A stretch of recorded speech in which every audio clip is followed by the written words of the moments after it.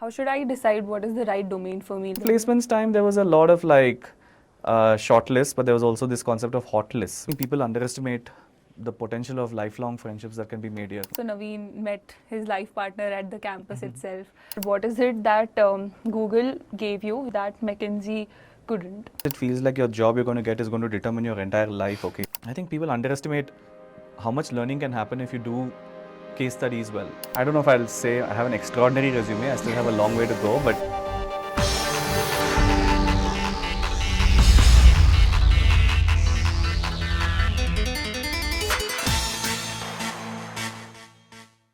Hi Naveen, welcome to the 5th episode of BeyondIIMB, brought to you by the Student Alumni Committee at IIM Bangalore. This podcast is all about celebrating our incredible alums and their journeys and talking about what stood out in their journeys. If you are a student trying to aspire for IIM Bangalore, or a current student at IIM Bangalore, or just an alum trying to reconnect, this podcast is for you. Meet our guest for today, Mr. Naveen Prashanth. He has 15 years of experience across management consulting, analytics, strategy and marketing. He is currently at Google and was before this at McKinsey. He is an IIT Madras alum and of course an IIMB alum. In his spare time, Naveen runs a non-profit organization called the Social Impact Collective and is also a fitness enthusiast with a love for the ultimate frisbee and long distance running. Welcome Naveen. thanks for having me, Kushi. Thank you so much. How does it feel coming back to the campus? It's exciting always to come back. Somehow I've ended up coming up once or twice a year. I end up coming for some reason, but every time I come I see something new, like the new cafe that we just saw now. So it's always wonderful to come back. Right. Thank you for inviting me and excited for this conversation. Awesome. So let's start. So when I was going through your profile, I was reading about your post and everything. The first question that came to my mind was, so you went from an IIT to an IIM to McKinsey to Google, all big brands. But what I want to understand is the person behind this extraordinary resume. I mean, can you tell us about how the young Naveen was at your college days and what got you excited about engineering? You got into IIT Madras and how did you land at IIMB? Got it. I don't know if I'll say I have an extraordinary resume. I still have a long way to go, but thank you for that introduction. So, see, I think when you're young, it's just more, your things are just happening. I don't think it's so well planned, right? How I went from IIT Madras to IIM Bangalore. I think all of that, some of these things just happen. But having said that, a couple of things are true, right? Somehow from a young age, I've had a lot of drive. I think came from a modest family, wanted to break through that setup, right? And again, within my family and friend circle, I'm one of the few people who've gotten this far. Again, long way to go, but just that drive has always been there. Ki yaar kuch bada karna hai, we need to do something big with my life. So I think that has always remained. And I think to a certain extent, academic rigor, I would say that's more a discipline thing. I think parents have done a good job of instilling that. So I think those couple of good things existed. And frankly, engineering was not, at one point I wanted to do a maths PhD because I was so much in love with mathematics. At one point I wanted to join the army. I think I saw a lot of movies or something and I was very excited for that. So and then I just so happened to also give the JEE and crack the exam. So again, it's a little bit of mishmash of things, but I'm quite glad that JEE happened and the IIT experience happened because again, it was an incredible sort of journey. So that's been the more. So I think a lot of drive, a little bit of discipline and some luck was the starting point in a way. Yeah. So I mean, it wasn't very extremely planned in the beginning, but it just unfolded. Correct. In a way that you didn't imagine. Exactly, yeah. I think it's humble of you to say that you don't have an extraordinary resume, but yeah, nice to hear. I think our audience would also be glad to hear that some things are just better left unplanned. Exactly. Awesome. So currently you are working at Google. So how are you liking it? How is the work environment plus the work-life balance at Google? Again, Google is it's a fantastic company, right? It's been around for several years now, and it's almost a verb, right? You say, let me Google it. So I think that way I feel very proud to be in such a awesome place.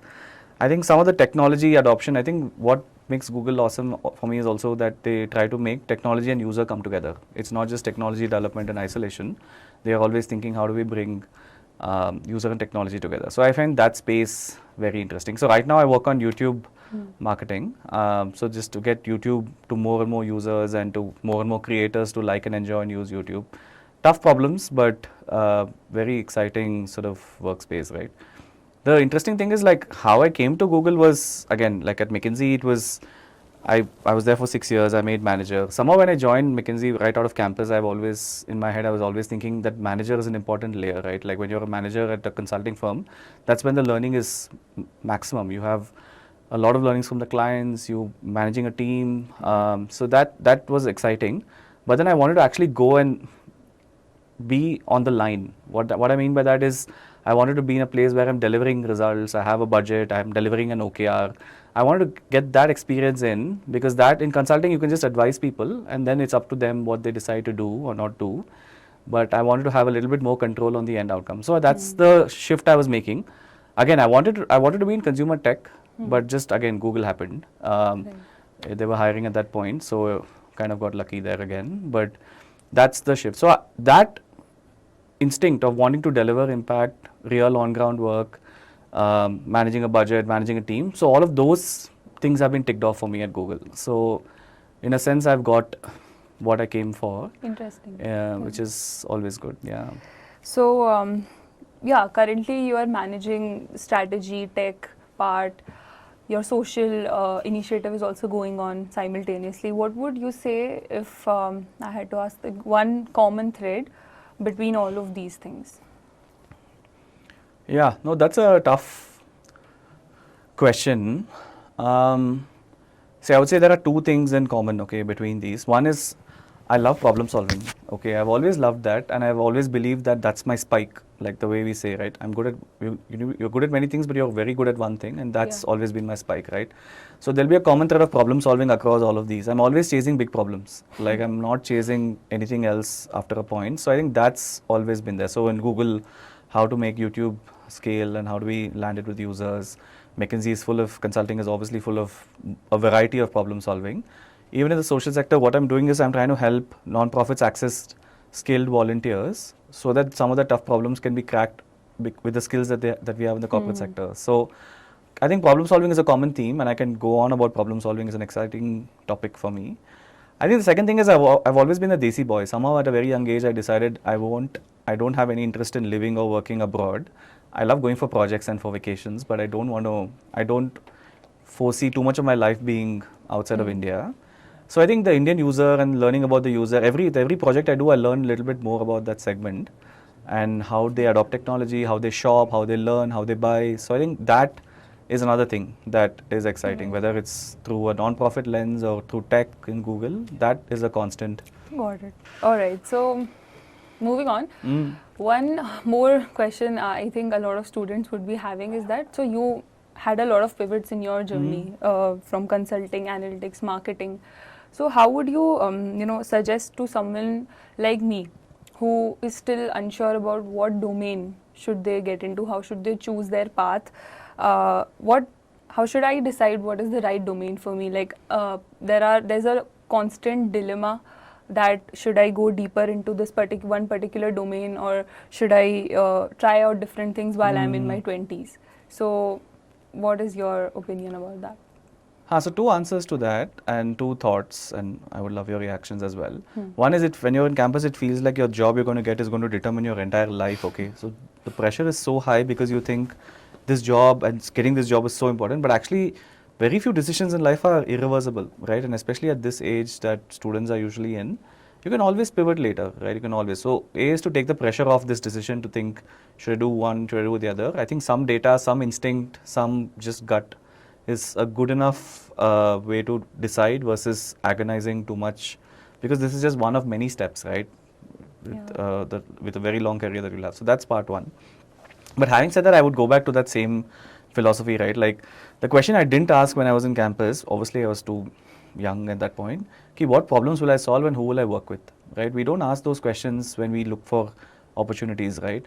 Let's say you're working with people that don't really inspire you, or you're solving problems that feel very basic or that are if these two don't hit, then your day to day becomes boring, right? And that will come back and have problems later, right? So the one way to think about this is the kind of, if I'm looking at an opportunity, what are the kind of problems that role solves, and who are the people that you'll work with? So I think that simple question needs to be answered to evaluate.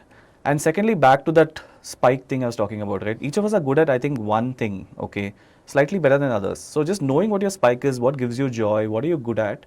Like for me, it's problem solving. For you, maybe it is podcasting, right? Or maybe it is some other such skill, right? What is it? Is the one, you just have to have that idea, because then when you need to build from there. So the way skills get built is a T shape, okay? You'll always have one depth, and then you'll have multiple skills at a breadth level. That's how you kind of succeed in the long run.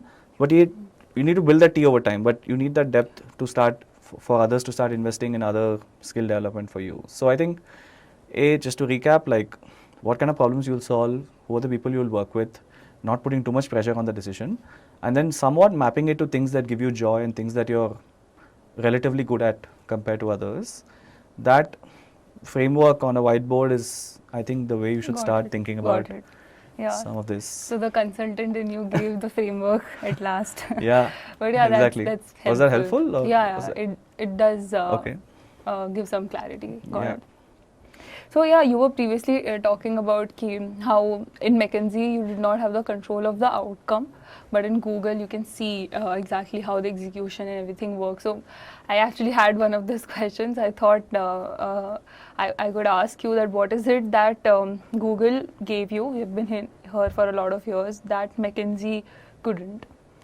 Yeah. So by the way, I assume you're talking about consulting and tech in general, because the themes I'm talking about is not just for McKinsey and Google. Yeah, so McKinsey is like, both of them are top brands in their own respective industries, and you have experienced working in both of them.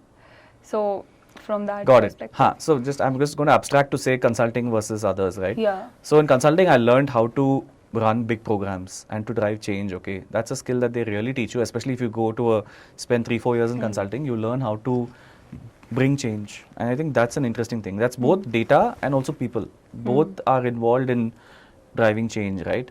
And it's like, to your point, like it's out. Sometimes you have influence on outcomes. You actually have a lot of influence on outcomes. We have some operations projects where we go deep on executing and stuff, right? So it happens. It's just not every day. It's not a regular occurrence, but it does. You just have that experience also. Versus at a big company, whether it's Google or any tech company or anything, there you have a team, you have a mandate, you have a goal, you have a budget. So it's more like you're on the line, you're much closer to the market in a way, right? Because you have to pay attention to what's happening in the market to be able to pitch your product in the right way and stuff. So I think Google brought me a lot closer to, or marketing I would say, got me a lot closer to the user, right? And so the nature of problem solving shifted. It was more like, what's this user's barrier? Why is he or she not using this platform? What is their barrier to adopting tech? So that's a different kind of way of thinking about the same thing, which I think was a new skill that I learned at this thing, right? The second thing is, another advantage of being in tech is, you're always at the forefront. Like AI was not even a thing when I was in campus a decade ago, but like now it's such a big deal. I'm seeing up and close, right? Like various newsletters, whatever is happening, I'm so close to that space. So I'm able to stay ahead of the tech, or I will not say ahead, maybe stay in touch with the tech adoption curve. Understood.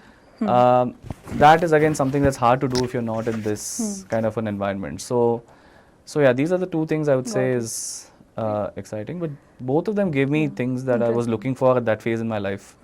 When I left campus, I did not know exactly what I want to do. So consulting gave me that exposure, and then I landed at, so it kind of worked out in a way.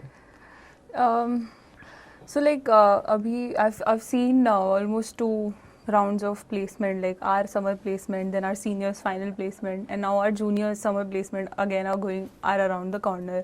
One thing that I've observed is that here or in general, like in MBA, a lot of my friends are also, we keep running behind big brands, that it would look good in my resume, it would look good in my CV in the long run. But having worked in big brands, what would you say is something underrated and overrated about having a career in big brands?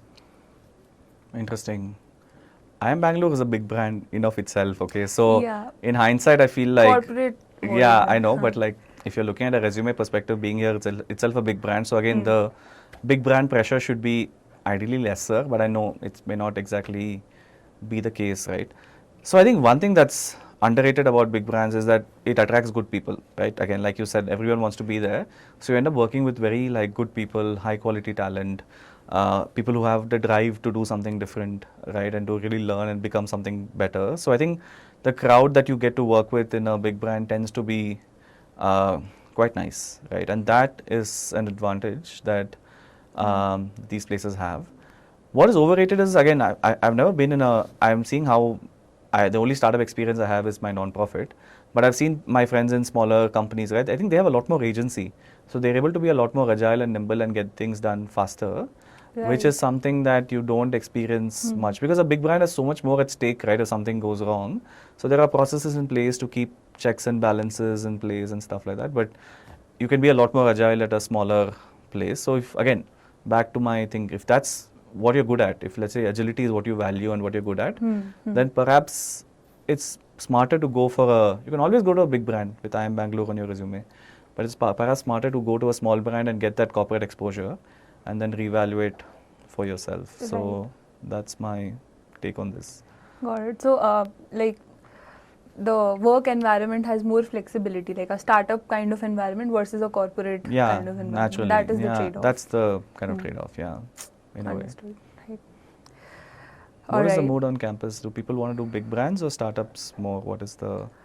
Yeah, so like I said, what I have Big observed brands. is that there is big brands are valued more because I think, like you said, there's more conviction, there's more gates are open for you after you have that in your resume as compared to, I think, learning wise, probably a smaller organization would be more suitable, but there are always trade-offs for this. Correct. And finally up to the individual, right? What drives him, gives him or her energy. Right.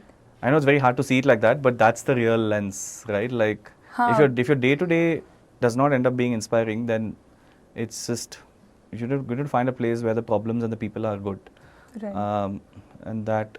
So yeah, that is one thing that a lot of people struggle to think long term. We just restrict ourselves to the short term companies, the placements. I was also, I mean, there's so much pressure during internships and placements and stuff. I had work experience, so I was able to somewhat tell the difference and tell the real pressure from the fake pressures. But again, like there's so much pressure that creates, some of it is just artificial pressure that creates on internships and placements in campus, which is easily avoidable if you take a step back and think what gives you energy. Can you tell more about it? How so I think placements time there was a lot of like short lists, but there was also this concept of hot lists, which was big, right? Like when people were getting surprising calls, some people were, and we were always guessing, acha usko call mila kya, hot list ka, iska call, and then after a point, like to me it was like a company that was doing hot listing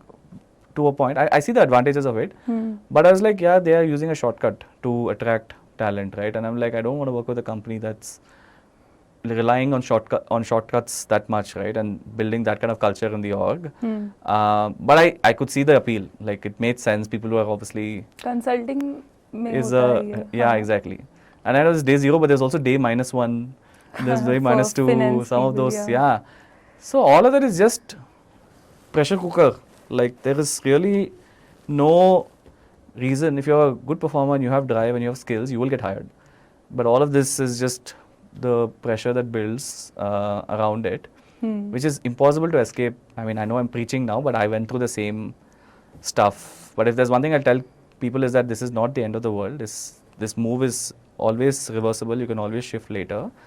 And also to be able to tell the merits of a offer versus all this side hustle, side drama that goes on, we should be able to separate that. And if you can find a way of doing that with the help of seniors and your friends, that person will win this space, in my opinion, right? So that's my experience from that phase.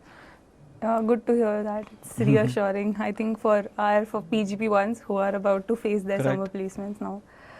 Okay, so about this, just one more question. So, what's a piece of this, any conventional piece of wisdom that about careers that you completely disagree with? That this, I don't think that this fits in. I'm going to repeat myself again, sorry. But like I used to think that big brands, big budgets, big teams, I thought those were markers of power in the corporate world. But over the recent past, I've changed my mind that I feel the people who solve the biggest problems, they are the ones who have the real power, okay? So that's why I keep going on about like high quality problem statements that you will be tackling at work, right? Let's say you're going to a large company, great brand, but you're doing one tiny part of it, whose success or failure does not matter to the larger enterprise, versus you go to a somewhat mid-sized place and you're solving a problem that's critical to the CEO's success. I would pick the latter, right? So I think that's one thing that people don't give enough thought to, even at my vintage in the industry. So I think that's something that is always, I keep reiterating that how big of a problem are you solving. So I think that's something that people don't think of, and they always underestimate the importance of culture and people, okay? Like, you can do a little bit of extra work and push yourself at a young age and stuff, but you have to be able to trust the people you work with, and that is an important factor. And you don't want it, you will not trust people who are doing side deals on hot lists and all, right? Like, it's very hard to make that connection. So that's something that I would again say that, would you really trust your colleagues? And that's something that people should consider as they think about this piece. Yeah. Got it. So now let's talk more about the Social Impact Collective, the non-profit organization that you have started. Let's deep dive more into that. So Naveen co-founded the Social Impact Collective. It's a non-profit organization. Can you tell our audience more about what's the problem that you're solving exactly and why you felt the need to start that NGO? Got it. So just going back a little bit in time, I think maybe a decade ago, a friend of mine took me to more than a decade ago actually. She took me to a class in Bandra, near Bandra, where she was teaching something, and she was like, come, and that was my first exposure to teaching in a underprivileged community. And so since that point, it's been from there, I volunteered with another organization in Delhi. Then at McKinsey, I tried something. So this nonprofit is just 3 years old, but my journey, I think, began like a decade ago. And to a certain extent, I feel all of us do some version of giving back, right? Like whether it's you pay for your maid's son's education, or you're paying for you're doing some community development, planting trees. I think everyone has some of this stuff. Maybe I took it a little bit ahead to say that can I do something a little bit more scaled, but to a certain extent I feel it's not that unique. I think all of us want to give back, and it's just about finding the right channel and a bit of luck to sort of land on this. So over my journey, so for the last 15 years, my Saturdays has been doing development sector work, and it so happens the last 3 years has been with this non-profit. Okay, so it's been a journey since then for me. So specifically with this non-profit, what I'm trying to do is, again, there are skilled professionals around the world, like the people like you who want to give time to non-profits, but are not sure where to give, right? There's also non-profits that struggle with very corporate tasks, like I need to build a 5-year Excel P&L model for my non-profit to show to a donor, or I need to make a PPT to present in some forum, right? These tasks come very easily in the corporate sector, but it's much harder for non-profit stakeholders to do that. So we thought, how do we bring it together? So can we get skilled professionals to volunteer part-time with non-profits on a pro bono basis? We don't charge anything from anybody. So they come together and they make, like, the problem statements are very sharp. Make a PPT about my work that I can show at some XX forum, right? So then we pair them with so we have a community of 600 over time. With very little marketing, we've accumulated a community of 600 volunteers. So when a project like this comes, we float it to the community.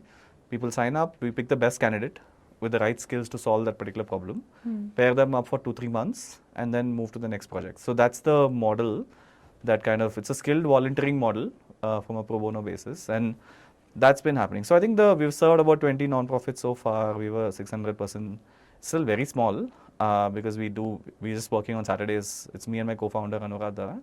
We're just working on Saturdays on this, but it's been giving us that satisfaction of like doing something a little bit more Right. interesting in the space over the last 3 years. So basically, it's an NGO that connects other NGOs to with skilled volunteers. professionals. Yeah, that's exactly Got it. correct. Yeah, Interesting. that's exactly correct. Matlab, that is true that everyone wants to do these give back to society, but there's always this, like I said, there a lot of us wait for probably that right time when we have the time and Correct. resources, money. So I think that mindset is still there in a lot of people. Correct. Yeah, that's why I'm saying I got a bit lucky because I got exposed at a very young age. So then that just carried forward into something. And now it culminated in this non-profit. I also advise other non-profits. I'm on the advisory board of a non-profit based in Bombay. So, Achha. Okay. so it's just the spark was lit younger, and it's just becoming bigger and bigger with time. I think that's what has happened. Yeah. So I was a bit curious. One of your posts said that your volunteers spend less than 30 hours Yeah. per project, and it works. Yeah. So why is that enough? I mean, what do you think is the Yeah. secret behind that? So I have two answers to this. One is a bit funny. Time is actually abundant. Okay, I know I'm going to say this and people will be like, "Are you mad?" But actually, time is abundant. If you actually sit and count 30 hours, it's a lot of time, right? So it's just the way we manage our lives and the way we organize and plan can be better to take control of time. I've always felt that way, and I have some hacks on how I've been doing that. But that's been a great. So 30 hours of someone skilled and happy to contribute with a drive to contribute is super valuable. So I've always found that to be a philosophy because again, I believe time is abundant. The point is the one insight we had is that if the project is too arbitrary or too long drawn, then energy falls off, right? Like let's say you're asked to build 5-year strategy. That's too many components to it, right? And over time, you just lose track, and either the non-profit or the volunteer is not able to give time, or you have a vacation coming up, or Diwali aa gaya. So some distraction or the other, right? So when you keep it time bound and sharp, actually the impact is more. And that was a learning for us. And non-profits also don't have to give that much time then. Maybe with 7-8 hours of their time, 30-35 hours of the volunteers' time, magic is happening. Yeah. So the insight was to time bound and process manage it in a way that the whole thing gets unleashed versus having a longer process. So I think that's the Fair. that's the insight. Okay, interesting.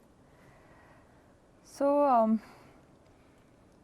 I think it's a bit of a conventional question, but what really drives your belief in this social impact? I mean, I got it that you have an early exposure to this, but there's still some drive, something that drives you. So was there any particular moment where you realized that this is where it hit you, or maybe, and also like there's a lot of people that you're handling. You said 600 plus community hai logo ka for the volunteers. So how do you keep people motivated when there's no salary? So only purpose is there. So how do you keep them motivated consistently? Yeah. How do you keep yourself also motivated? Yeah. No, so one big factor is my non-profit. I got lucky with my co-founder. Okay, in fact, if not for her, I don't think I would have continued doing those small volunteering things, but I would not have founded a non-profit. I got lucky meeting Anuradha and camp in McKinsey, and now she's a Teach for India. So I think that a lot of credit goes to that bit of this thing, right? See the spark. Again, like I don't believe people want to earn money through everything they do, right? So people who have a regular steady job are happy to give time to something meaningful. The thing is, they worry it may not be meaningful, right? And that barrier is there. So as TSI, we build confidence with them that, hey, these are high quality problems. They are deserving non-profits. You will be working in an area of your skill. So I think that builds that confidence. Here, I won't waste time here, right? I think when we provide that assurance, we see that people are able to convert their intent, like you were saying, right? Everyone has an intent to do it, but they're just waiting for some magical moment. But we're trying to make them believe that this could be that moment. So I think that's something that we try to do actively in the beginning of a project itself. So I think that's always been fine. So my story is like, I think once I was in I don't know, have you been to Silampur in Delhi? Have you heard of No. Selampur at all? No. Of course not. So it's a eastern suburb of Delhi. It doesn't like it barely gets attention. It has a metro station, but otherwise it's a very a bit surprising. You will go there and you may not realize that you're in Delhi. So I went there and I used to teach on Sundays. My teaching job was I used to go and read the newspaper. That was the job. Oh. Right. So I used to go and I used to read the newspaper and obviously Hindi, English mix, right? And I came up with this myself because I realized that there were some maths and English teachers, but I was like, how do we broaden the perspectives of these non-profits? So I signed up for of these students. I'm sorry. Yeah. So these are like 7th, 8th standard, that age group. That doesn't mean that they have the skills of a 7th or 8th standard kid. Yeah. That age group. So I started reading the newspaper to them, and then I realized that every article was a learning for them, right? When bus fares goes up, then I used to ask them, why do you think bus fare goes up? Who determines the bus fare, right? Where do buses go? How do Oh, they that decide? is Yeah, very so then it interesting. became a conversation from that article, Yeah. right? Which they would not have had outside of their, or they would not even have Curriculum. thought of these things, ki bus chal raha hai, right? So that was a moment to me when I realized that with very little of my time, I'm able to move so much of their perspective. Now, I don't know long-term gains of knowing all this, I don't know, but like I could see the impact happening with I was reading the newspaper at home, I would just go and read it there. So it wasn't True. even that much of a effort for me, right? So Yeah. that was a moment when all of us, right, even in campus, we are so privileged. Even like 1-2 hours of your time can move mountains, is my belief, which is why 30 hours I feel is a lot of That's time. very nice, yeah. So that keeps me going. So it's not again as time consuming as you would think. If you're smart about it, organized and adding value, you can move Great. things fast. Okay, so how do you handle the mental trade-offs between chasing performance from Monday to Friday and then chasing this purpose on weekends? Actually, I'm just one person, okay? So in my head, it's all one interconnected thing. Like I feel there is an orbit of Naveen where I'm healthy, I'm being fit, I'm playing, I'm also doing well at work, and I'm also discharging my duties as a citizen and as a society member, right?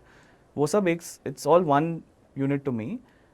And sometimes I feel like when one of those things doesn't work, let's say I don't go to the gym for 10 days, right? Or I'm not able to discharge my non-profit duty for some time, then I feel like somewhat it plays into my work also. When I feel like, it's not like, there's no compromise here. It's again, all of these are just, I feel, mental constructs that we've all had. I am happiest when I'm doing all three, right? I'm fit, I'm doing my social work, and I'm working in office. So there's no paradox to me at all in that sense. It's a little hard to like believe this, I know, but that's the way I've found that best to operate, right? The fitness keeps me sharp at work. My work actually builds me skills and networks to run my non-profit.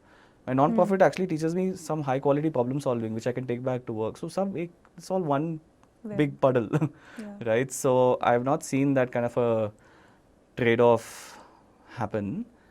And I'm also the same person across all of these. So it's not like, I'm not like different personalities. I'm not straddling, this person is who I am everywhere. That makes it easier. That makes it easier. I don't have to. So take different shapes. do you think it's a myth that keeping professional life separate from personal life? I think so, yeah. Because again, you're I one don't think person. it's possible. Yeah, you're just one person. Yeah. You're having a bad day at work. That's another good thing about having these things, right? These hobbies help me emotionally regulate also. If your entire life is about work, one day work goes bad, your mood is bad. But let's say that week work is not great, but my non-profit is doing well, emotional regulation kind of happens, right? So fundamentally, you're just one person with one set of emotions and one brain. So I feel like that, it's a little philosophical, but like I feel like that is that. So I don't believe in all these like generic. In fact, I have one calendar where I manage my entire week, right? Professional, personal commitments and all. So it's all like sits in one unit because I treat it as one big No, sort it of a does thing. make sense. I mean, Correct. But yeah, it's tough to think of work as the same as other things, right? It's just we're trained in a different way. But all of this again, now I'm sounding so wise, but it took me time to realize all these things and come to these conclusions, which is interesting. okay. So moving on to some like more wisdom related questions.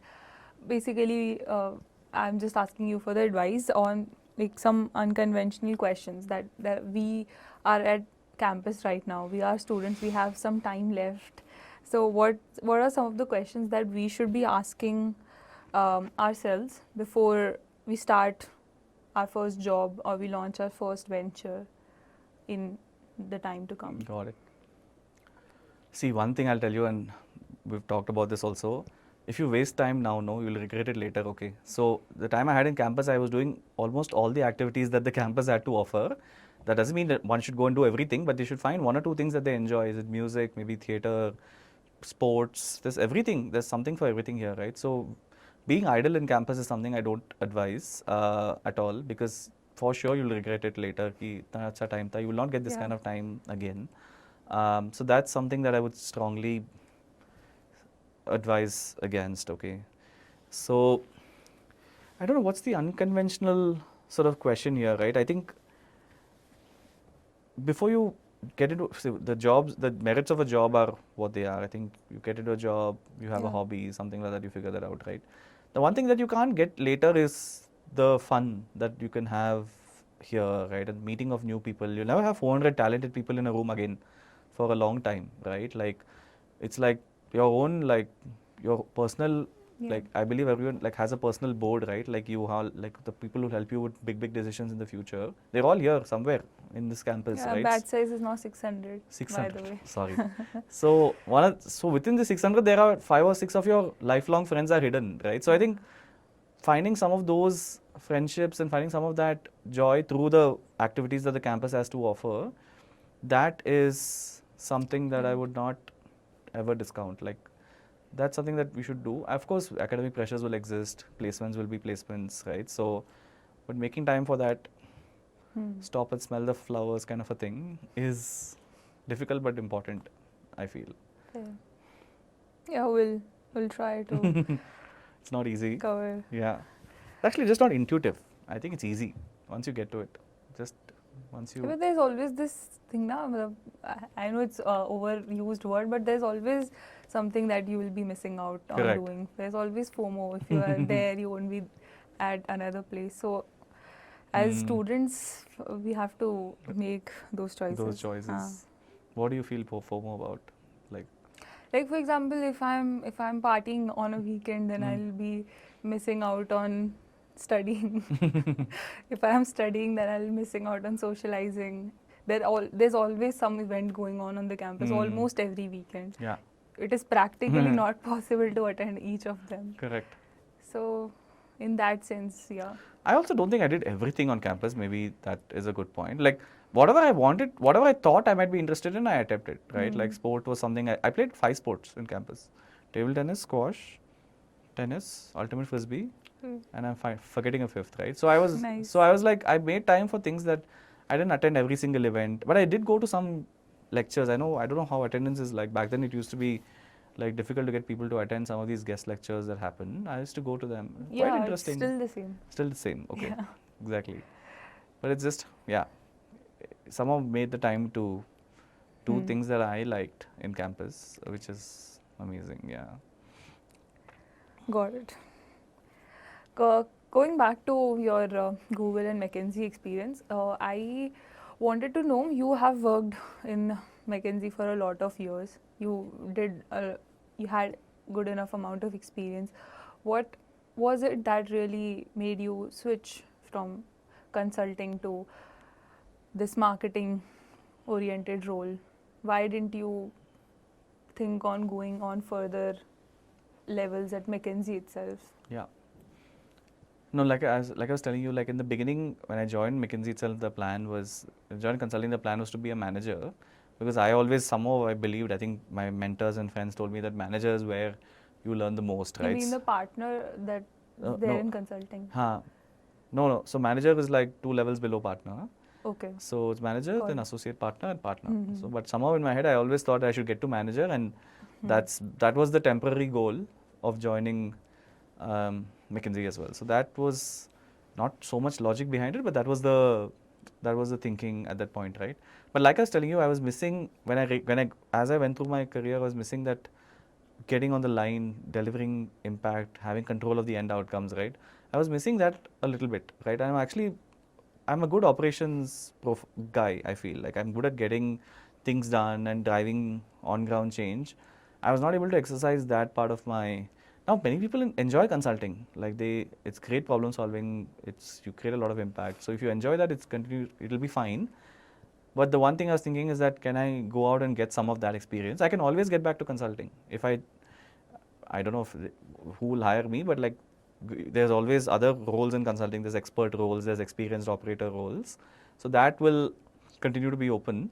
But this moment of, jumping into a leadership role and trying to deliver on ground impact, that was itching a little bit. So then I started applying, and then, like I told you, got lucky and Google happened. But that was the sort of background behind this change. Yeah.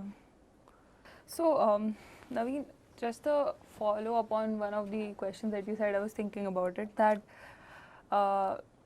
being idle in the campus is the last thing that you would say any one of us should be doing right now. And when being a part of the alumni committee, when we talk to a lot of alums, they always have this regret that we wish we had done this, we wish we had done more on the campus. But you, like, what I am sensing from you is that you were able to experience a lot of things simultaneously. Sports, academics, you were the gold medalist in your batch, getting top-notch placements as well.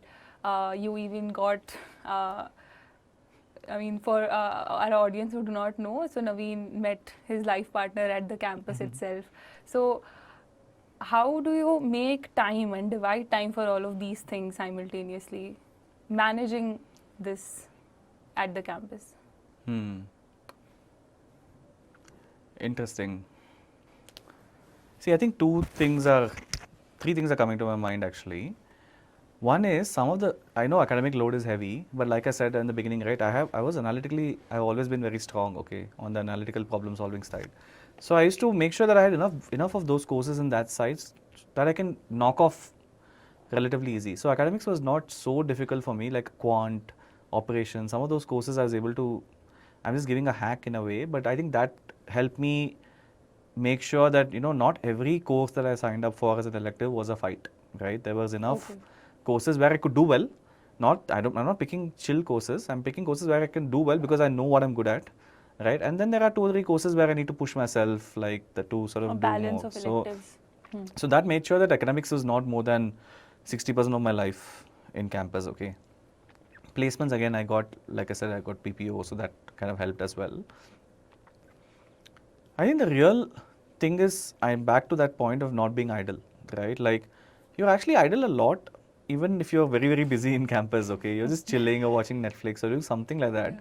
Like imagine that aside from basic sleeping and stuff, you're always like doing, at least you're hanging out with people and making new friends and stuff, right? I think there's that mindset is required a little.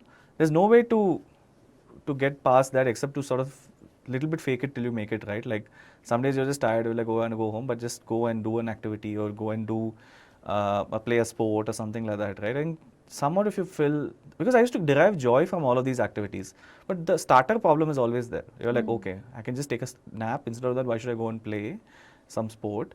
But if you go and play a sport, you feel so good. And so after 2 or 3 times of doing that, you realize the value of that. So some way to drive trials is required so that people realize that there are so many activities on campus. Somebody needs to drag them and go once and say, come, try it once, right? So who dragged you to all these activities? Yeah, I'm trying to think. The sports thing was one of my closest friends even now. His name is Ashwin. He was the guy who made sure that I had a healthy sports life on campus, right? Like, and being on FII, I naturally got to be part of, and that's another idea actually, that sign up for things. Sometimes when you sign up for things, you don't feel like backing out later, and that's another thing that I did. I signed up for FII, I signed up for Vikasana, something was going on. I used to sign up for things, and that also gave me a lot of, I signed up for all these competitions that used to happen in various campuses. I went to IIM Kozhikode, I went to SPJ and all of that. So, little bit you have to find your way. There's no easy answer. Its answer is simple, it's just not easy. Yeah. Which is, you have to train your brain to make a little bit of time for these things. You just said that the answer is simple, not easy. Yeah. So Yeah. So it's like simple as in it's that simple that you have to train your brain to look at time and how you spend time a bit differently. But it's difficult to do that if you're perennially exhausted from academics or Got it. something like that. So I think that's the yeah, that's the So, I mean, in like when we are in school, we know that first Anna, that is the benchmark. In college also being the gold medalist. So when you get into job, what is the benchmark of success for you? How do you like set a goal for yourself that this is where I would say that I have been successful in this job? see. I actually I'm still learning this. Okay, I'm also not fully sure what my end end goal will be. Again, careers are so fluid these days. Technology disruptions are so many, right? AI has now come. I'm not fully sure how that's going to play into things, right? So, long-winded answer. The simple answer to your question is it's an evolving space, right? But unlike in school or something, I don't think I've ever had a benchmark in life ever. Like I've just like even in actually I don't remember undergrad mein how I functioned, but somehow the medal came. But in IIMB also it was more like I wanted to go out and meet people and I wanted to do good things, right? And somehow towards the end, like towards the last 3 months, I was a bit more deliberate. It was not fully by fluke. Like towards the last 3 months, I was like, oh, I happen to have a good enough resume. Let me now do some things towards getting the gold medal. So that was there. But like the primary driver was to meet people, to experience everything the campus has to offer.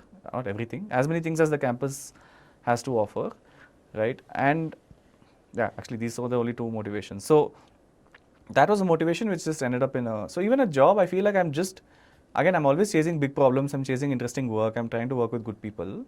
So that I'm continuing to do. So that ethos has remained in me. But unlike IIMB where they'll give you a medal at the end of the year and say good job, there's no such benchmark there.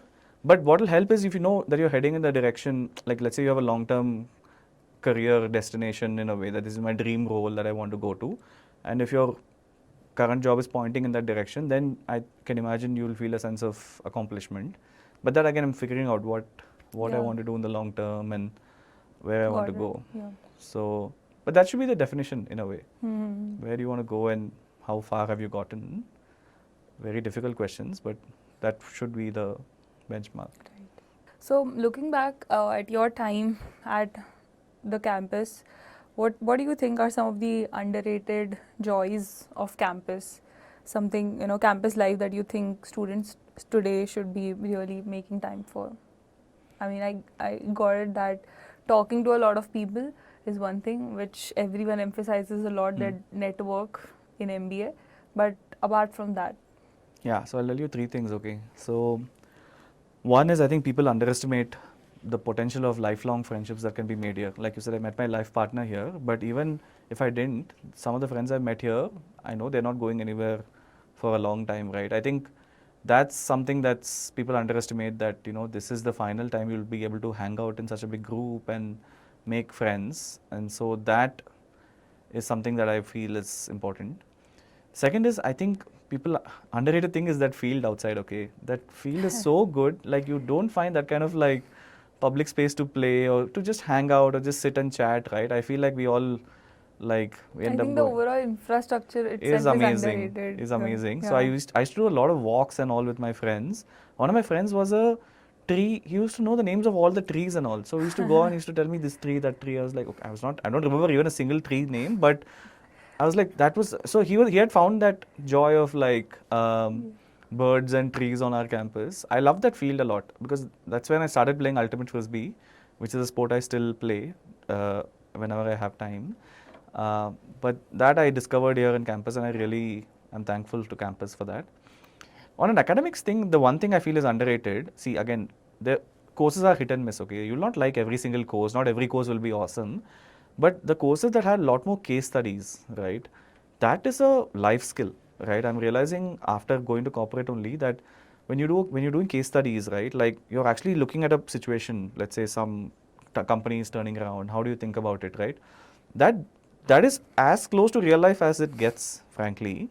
And people they treat the case study just as they treat the rest of academics, right? They'll just find the right answer.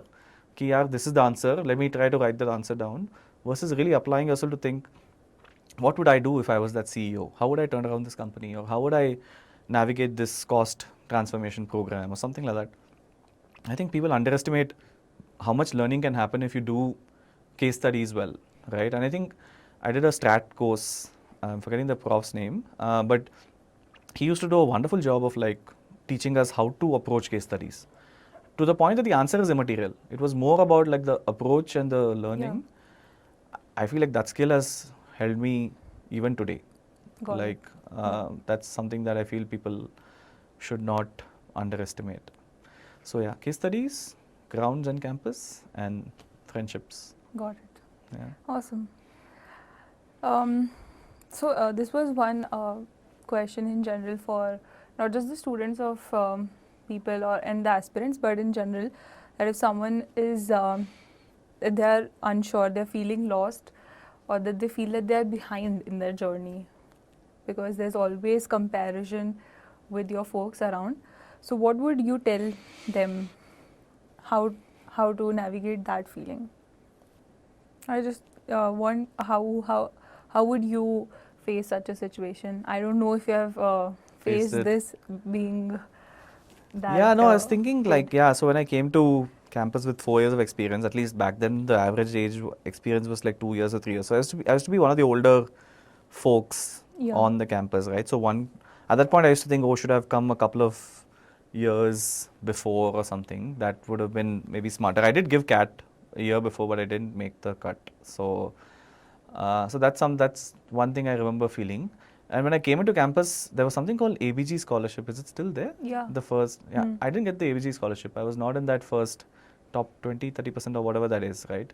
So I remember feeling at that instant that, oh my God, like I'm not even in the top 30% of this campus, though by the end of the 2 years I ended up recovering that spot. But like that, those were some of the sort of somewhat petty feelings that you sometimes kind of have, right? But it's not in the control. It's not in it's not in the control. So how to deal with that? Yeah.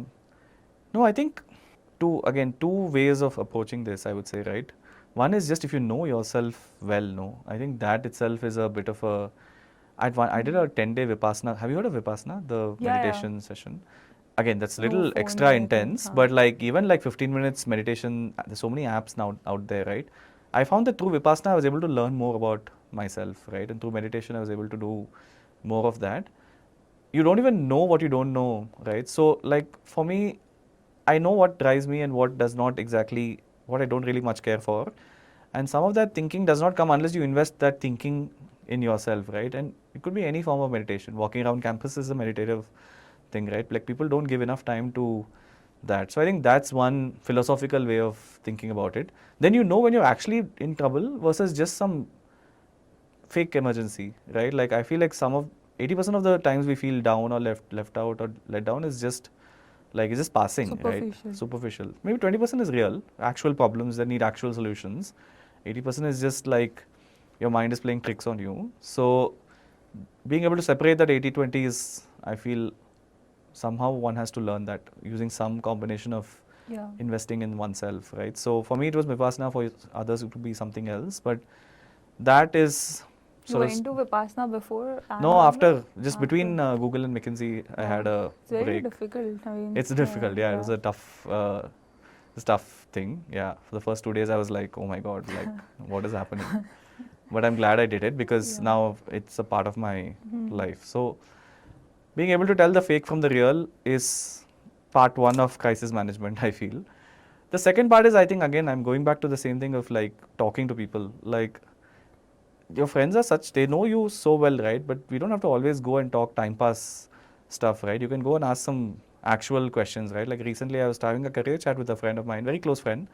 And we had a wonderful career chat. He was exploring another role. I was talking about something else.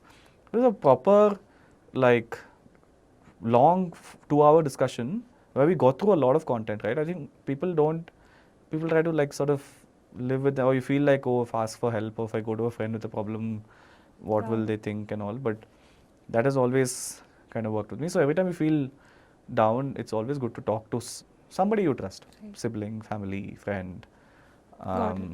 That is the second thing. Not a perfect solution, but these are the two things that come to my mind. Yeah. Which I wish I did when I had those fake emergencies and oh, I didn't get the ABG scholarship. Nobody cares about that in hindsight, but it just became a big problem in my head. I remember I didn't get the Bain shortlist, okay, when I was here. I got everything else. And I was like, who's Bain? How did they not shortlist me? Again, irrelevant in the grander scheme of things because I had all the others. So some of these are just 100% Some of it is fake very emergencies. random, Yeah.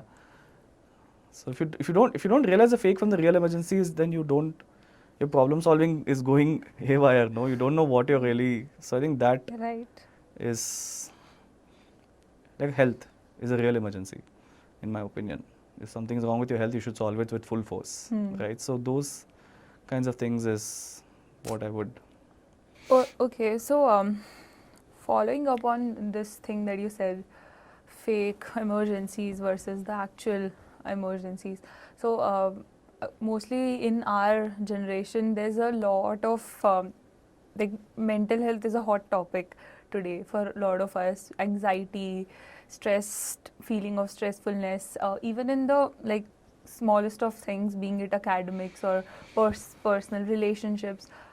Very small events of the life also have these instances that we can see in our college. Also, I see a lot of my friends.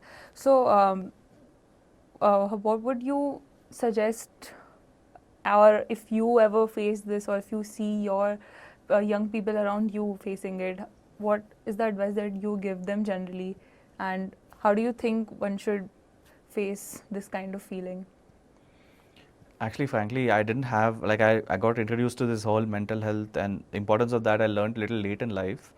But actually, I'm glad that students now are thinking about it already, right? Yeah, I mean, in our campus also, I don't know if it used to happen at your for your batches, but now we have a separate vertical for student welfare, and it's a part of the SAC also. And now we have like therapy sessions. We have so many things just for the mental health, like dance therapy, yoga sessions, meditation. So there's the campus has a lot of Facilities for that. facilities, but still, I think the facilities itself is a Yeah. proof that these things are needed. Correct.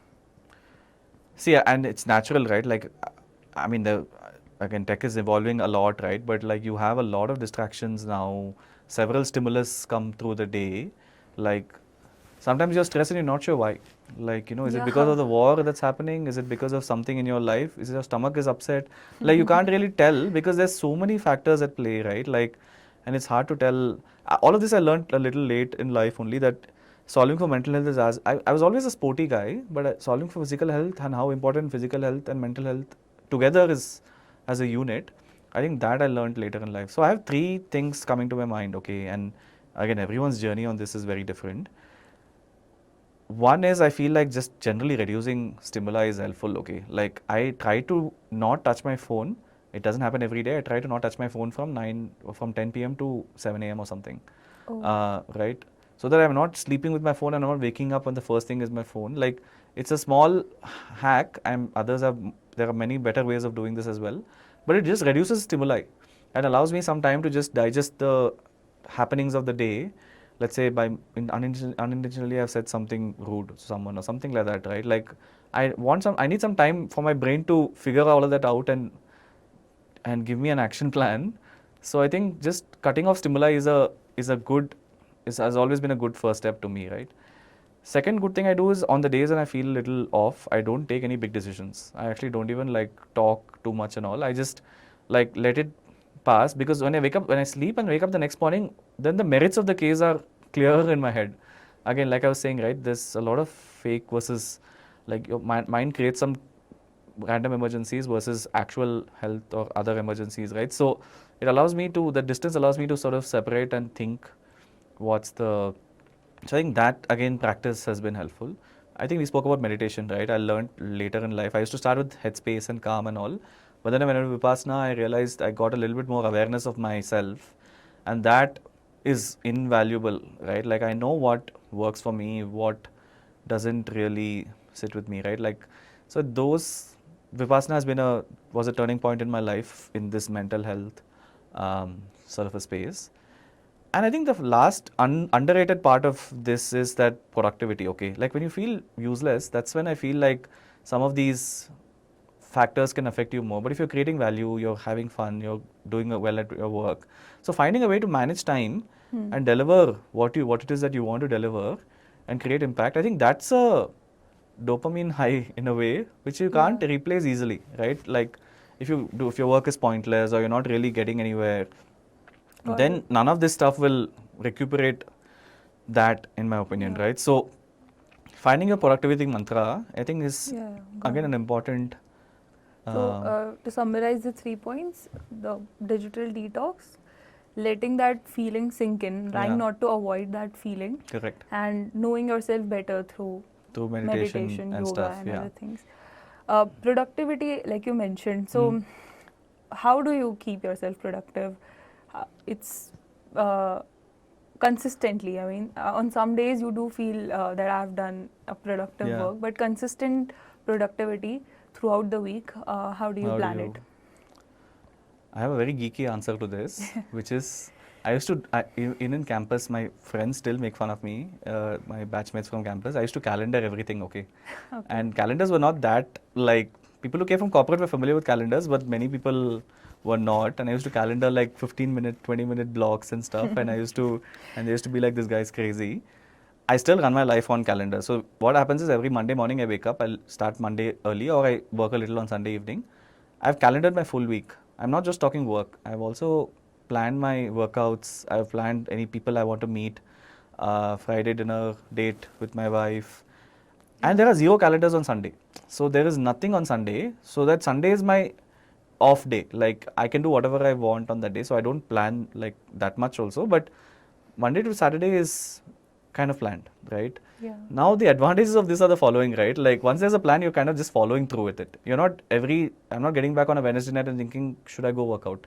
The workout is already booked, right? So now should I cancel the workout is a question, which again makes for an interesting, and all of these activities are not force fit. I enjoy all of these things. I enjoy working out. I enjoy meeting my friends, right? So there's no like question of stuffing it with activities that one doesn't enjoy. But when you plan it and there's a plan, it is following the plan, and then Sunday you can reflect whether you like the week and stuff like that. You have to find some way of doing that. If that's that's been my hack. It's a little geeky and not everyone's cup of tea, but it has worked. I get it why your friends tease you for that. Yeah. So. But yeah, I mean, so how does it feel like having your entire life, not the life, but your entire coming, let's say, month planned out in advance? Have you tried living without a calendar? Not really. Good question. No, it's also not the month. It's the next 5 days is planned out. So as of today, the next 5 days is planned, right? So that's the unit of planning for me. And yeah, it's still a little planned. Sundays I do anything I want. So my Sunday is like, I guess, everyone else's Sunday. But the rest of my days are a little, see, again, like I said, it's a little unusual, but it works for me, right? I know that my thing is that, like, I'm very punctual. I like doing things on time. I don't like getting delayed. So that's my personality. So then the calendar, and I realized this via Vipassana only, when I realized how much I care about some of these factors, right? Like getting things done on time, being punctual. So then calendar fits with that personality, right? So, and I was like, okay, but I'm sure others have other ways of like figuring this out. Awesome. Let's do a quick lightning round. I've got some few small questions for you. Just don't think about it, just answer it quickly. Okay, so morning person or night owl? Morning person. I figured it. Books or movies? Movies. Any specific movie that has stayed with you? 3 Idiots. I liked that they shot it on our campus, and I really enjoyed that movie. Definitely. Yeah. Your go-to comfort food? It's fried rice, and our night canteen's fried rice actually. Well, you can't get it now. Now I can't, but like I developed the taste here, and rajma. Nice. One habit that changed your life? This calendaring thing. Like when I fully embraced calendaring despite my friends making fun of me, was Okay. really helpful. Most used app on your phone? It's actually it should be YouTube, but it's actually WhatsApp. Apart from YouTube. Sorry, apart from WhatsApp. Second. It's Cult, the Okay. Cult Fit app. Okay. Mm. All right, last one. So if you weren't doing what you are doing right now at Google, what would you be doing? When I was young, I used to enjoy playing TT. Okay, so I thought I'll play table tennis for Tamil Nadu at some point, but I was clearly not that athletic. Maybe. Okay. So I would have been playing some sport a bit more professionally. All right. Great. So now with the rise of the AI, ChatGPT, content on different platforms, how would you say the value of MBA can be measured now? How can we measure the ROI today for MBA? I mean, I don't think MBA just as a degree, as that piece of paper is going to add a lot of value as just in itself. So how would you say you can measure the ROI of MBA today? Actually, AI is a very new technology, so I myself have not fully. It's very hard to tell exactly where this is going and stuff. Okay, so but that aside, I think AI is obviously in our lives today, and in Google we are using it in multiple different ways. So it is in our lives. I think two things for MBA are irreplaceable, right? So again, the degree is important and the brand is important. So let's not take away from that. IIM Bangalore is a big stamp on your resume. But the two things are problem solving, right? Like I'm not able to visualize. Of course, AI will create optionality, but really solving problems, doing those case studies, I think that's something that I learned here that I can't at the moment visualize AI teaching, right? So that's something I would say that hardcore business problem solving is something that one needs to be educated on, which an MBA does a good job of delivering. So I think that's number one. Second is people leadership. I think again it's a very nuanced space, right? Like when you have a team, I have a team and I've always had teams, but each of them has a different way of working. How do you get the best out of them? How do you point them all in a direction that delivers impact for that's again super complicated space, right? Like if you trivialize it and if you think that, oh, I can just get it done via some other tools or some hacks or something, that's not going to work. You have to become a person that people want to work with and you develop the pull that people want to be in Naveen's team, right? Like that, building that brand with your team and stuff is again super important. Again, I'm not able to visualize how AI can solve that fully. But being in an MBA school with all these right people around you, where you're practicing for interviews and you're leading these clubs and stuff, again, these are things that it's very hard to like imagine at the stage. Maybe AI one day can, but today I can't imagine. So problem solving and leadership, I would say, are the two things that MBA still will, I think will be still relevant. Got it. Okay, any closing remarks that you would like to tell to our audience? No, I think actually it's great that this initiative is happening, right? We didn't have alumni that engaged, I don't think, in our time. So it's great that you guys are doing this. So wonderful job figuring out this plan and making this happen. So huge congratulations to all of you. I think to the folks who are on campus or want to be in IIMs one day, I think like just the important thing to take away is that, this is actually a joyous period of time, right? I know there's stress and there's academics and stuff, but this is actually a joyous period of time. And just remembering that through all of this is and trying to find a way to take it easy and light. I think that's the biggest step. So that brings us to the end of this incredibly insightful podcast with Naveen. What stood out for me, I think, is that how the clarity, conviction, and articulation with which you have made your choices in life, and how a purpose can evolve alongside this fast-paced career. I think there's a lot for all of us to take back from this episode. If you're listening and you feel a little unsure about where you're headed, I think maybe the takeaway is you don't need to have it all figured it out on the day one, but it helps to stay curious, keep meeting more people, ask better questions, and having a purpose in life.